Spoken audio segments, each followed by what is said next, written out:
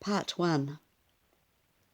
It had been 14 months since I last had that terrible experience with the Goatman, and I hadn't been back into the woods since. But my best friend, let's call her Sophie, heavily persuaded me to go with her and some other friends to her family's lakeside cabin.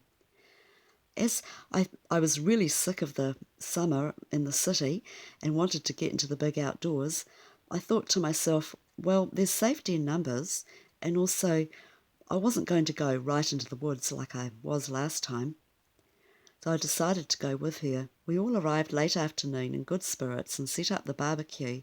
After a really good evening and a good night's sleep, we got up early the next day, ready to really make the most of the time there.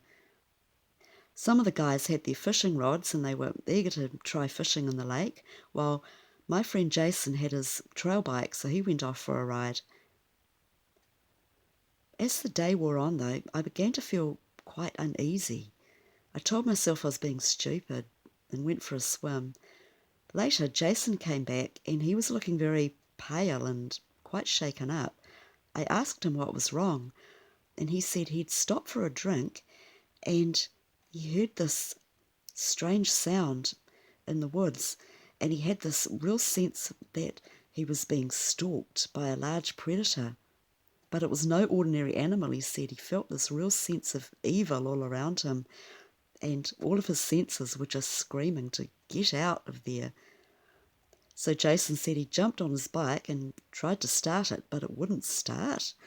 He was getting more and more desperate as that thing was coming towards him, and he was kicking and kicking, trying to start his bike. Finally, his bike roared into life, and he took off. He said as he looked through the rear vision mirror, he could see the outline of this goat-like figure. It was really tall, and it seemed to be holding an axe or something in its hand.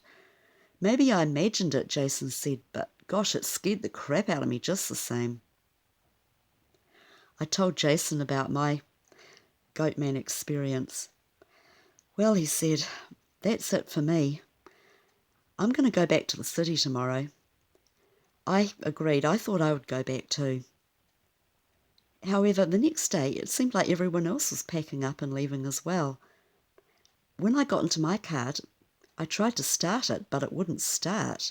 Flat battery. Now this was strange. My battery was new, and I knew that I hadn't left my lights on or anything, so I couldn't understand why it had gone flat. That's all right, said Sophie. My dad will come out in the evening after work and he'll start your car for you. But I'm really sorry, I have to go. I've got an appointment and I can't miss it, she said. So she gave me the keys to the cabin.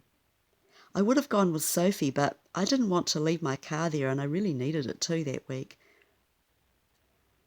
Well, this isn't how it's meant to turn out, I thought to myself. Everyone's leaving and I'm here alone with God knows what out in those woods. End of part 1.